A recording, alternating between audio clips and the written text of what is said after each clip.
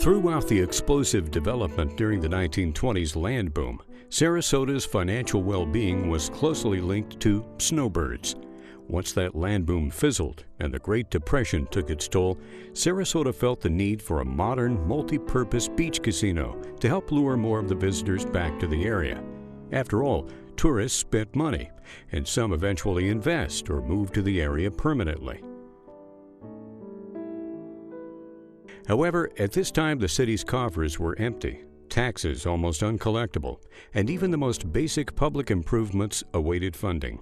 Yet, Sarasota had a dynamic chamber of commerce headed by Roger Flory and an energetic mayor, Vermin Kimbrough.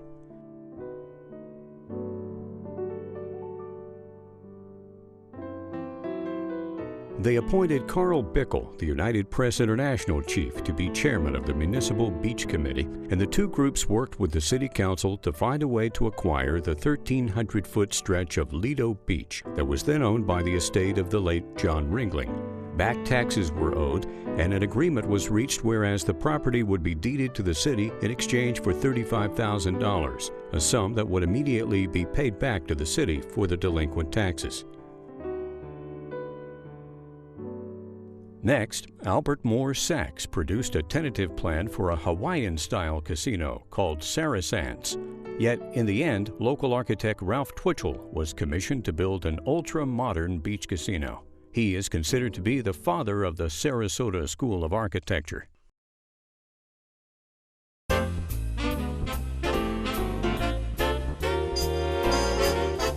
When Twitchell's plans were completed, the City Council prepared a request for the Works Progress Administration, President Franklin D. Roosevelt's program to deal with the vast unemployment generated by the Great Depression. After government approval of the project, work began in 1939, bringing much-needed employment to Sarasota. Upon completion, opening day brought a crowd of thousands on May 23, 1940, to see the $250,000 Lido Beach Municipal Casino in its sparkling glory. The official opening was December 28th, and the Sarasota Herald Tribune showed throngs of people at play, diving off the high board, enjoying the view from the second-floor terrace, children splashing in the wading pool, all quite a difference from the glum of the Depression and European war news. Nationally known band leader Rudy Bundy with his famous radio orchestra was hired to open the casino ballroom. Dressed in tan slacks, brown double-breasted blazers, and brown and white wingtip shoes, the 12-piece ensemble led by Bundy's sizzling clarinet belted out swing-era standards. Everyone who was anyone was there that dazzling night. I'm having fun in Sarasota with the sun and the sand and the sea. Though the exterior of the Lido Casino was overwhelmingly modern, other styles of the many areas to socialize varied. The Castaways Bar was one of the most popular spots in the complex. It was decorated to resemble a sailing ship wrecked on a tropical island. Pieces of the ship, its cargo, and native materials were displayed to give the appearance of a surviving nobleman's quarters. The Sunset Room, the main dining area, was said to be stunning and startling in its brilliance and color harmony. It was accentuated with white bamboo, white satin wall draperies, wrought iron chairs covered with cherry red fabric, and thick carpet throughout. On the Gulf side, sliding windows disappeared into the wall, leaving an unobstructed view of the matchless Gulf sunsets and pounding waters of the Gulf. There were carpeted areas at each end of the ballroom. At one end, the Coquina Grill served liquor and light meals during dances. At the other end, the Casa Marina Lounge was used for relaxation or private luncheons. Count Nicholas, a true showman and ringmaster for the Ringling Brothers Circus, greeted guests graciously as the maitre d'. All the latest equipment for the kitchen was purchased, and chefs were hired who specialized in French, Italian, and Chinese cuisine. The Bather's Grill was a casual eatery near the south end of the pool.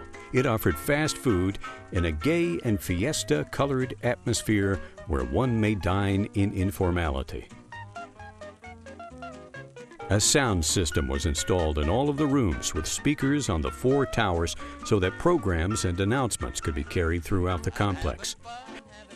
This was especially useful for the many swim meets, beauty pageants, volleyball, and gymnast performances that were mainstays over the years. This recreational oasis was a haven for tourists and residents for 29 years. It was a romantic symbol of a lifestyle that was ideal for Sarasota. Most people remember their good times there by a photo showing one of the massive seahorses as their posing prop. Starlets and models also took advantage of the ever-present treasured icon of the casino.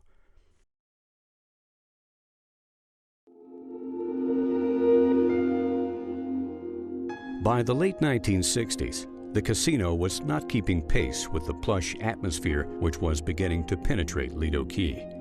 The maintenance costs, loss of expensive shoreline, and lack of profitable revenues grew into a management and public relations headache.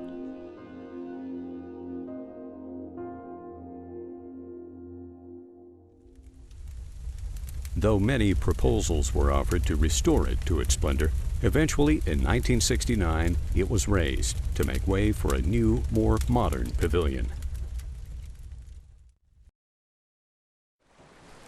The original pool survived and has been restored. The current Lido Pavilion has again become a haven for visitors and residents of Sarasota. The charm of this beautiful beach will live on, as do the fond memories of a dream that came true once upon a time.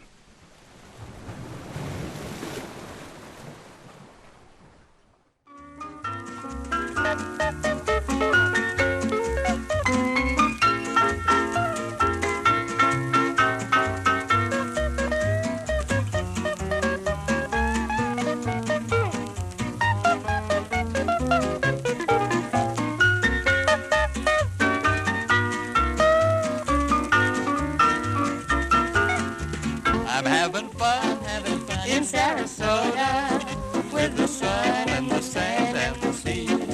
I'm having fun, ain't I a lucky one with the sun and the sand and the sea. Hour after hour I love it more and more. I adore that Lido shore.